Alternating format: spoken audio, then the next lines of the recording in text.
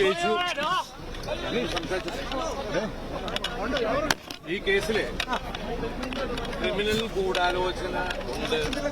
ആ ക്രിമിനൽ ഗൂഢാലോചന അന്വേഷിക്കണമെന്ന് മഞ്ജു പറഞ്ഞെടുത്തുനിന്നാണ് എനിക്കെതിരെയുള്ള ഗൂഢാലോചന ആരംഭിച്ചത്.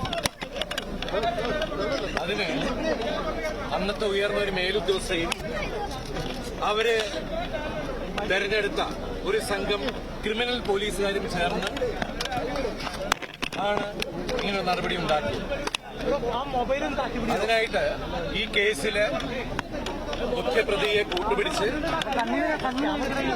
അയാളുടെ ജയിലിൽ ഉണ്ടായിരുന്ന കൂട്ടുപ്രതികളെയും കൂട്ടുപിടിച്ചിട്ട് ഈ പോലീസ് സംഘം ഒരു കള്ളക്കഥ മെനഞ്ഞെടുക്കുകയാണ് ചെയ്തത്.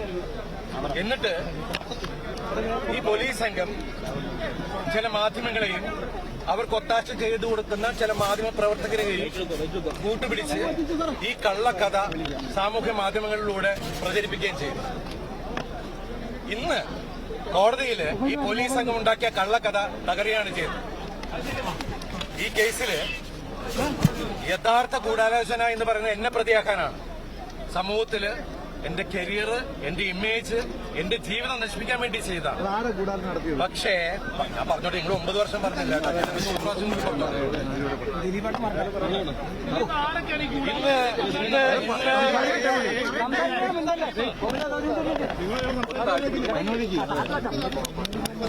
ഇന്ന് എനിക്ക്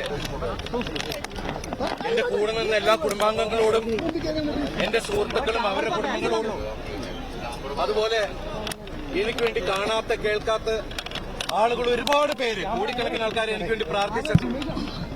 അവരോടൊക്കെ ഞാൻ ആത്മാർത്ഥമായിട്ടുള്ള നന്ദി പറയുകയാണ്.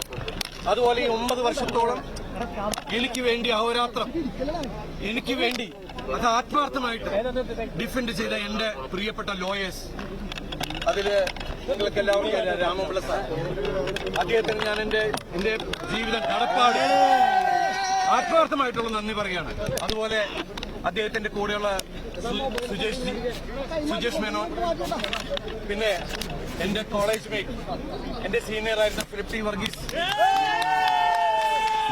അദ്ദേഹത്തിന്റെ അസോസിയേറ്റ്സ് ശുഭ, നിത്യ തുടങ്ങിയ മറ്റുള്ള ജൂനിയേഴ്സ്, അതുപോലെ സുപ്രീം കോടതിയിലെ മൂൾ റോത്തഗി സാർ, റിഞ്ചിത റോത്തഗി, പ്രഗ്യമം വംശി തുടങ്ങിയ മറ്റുള്ള ലോയേഴ്സ്, എല്ലാവരോടും ഞാൻ ആത്മാർത്ഥമായിട്ടുള്ള നന്ദി പറയുന്നു.